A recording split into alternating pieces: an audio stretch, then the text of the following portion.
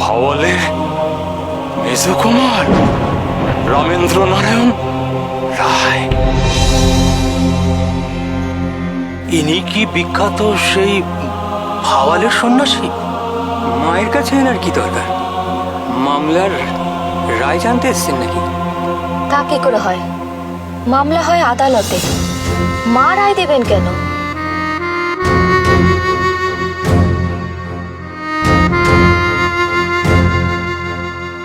আমি আনন্দময়ী মায়ের দর্শন প্রার্থী।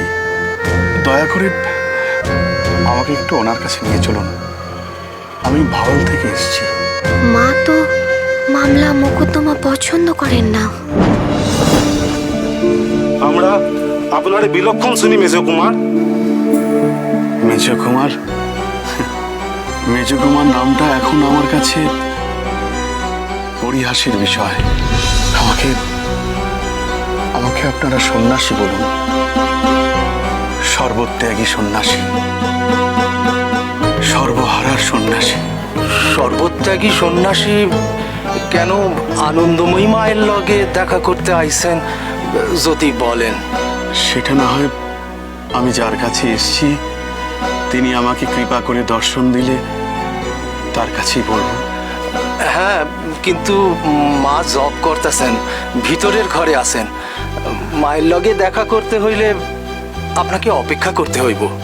আমি ভাওয়াল থেকে রামনাথে পায়ে হেঁটে এসেছি ওনার সঙ্গে দেখা করবার জন্যে, ওনার দর্শনের জন্যে। আমি ওনাকে দর্শন না করে যাবই না। আপনাদের যদি মায়ের কাছে নিয়ে যেতে কোনো অসুবিধে হয়, আমি আমি না হয় এখানেই অপেক্ষা করছি। কে অপেক্ষা করবো রে খুকুনি? মা, ইনি হলেন মা, আমি? মা, হরি রাম, হরি রাম। মা, মা গো, মা।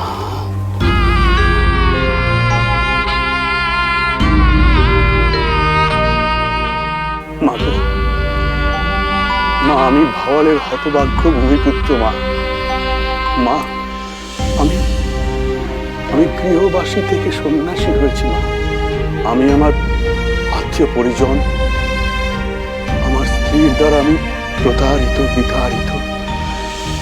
মা,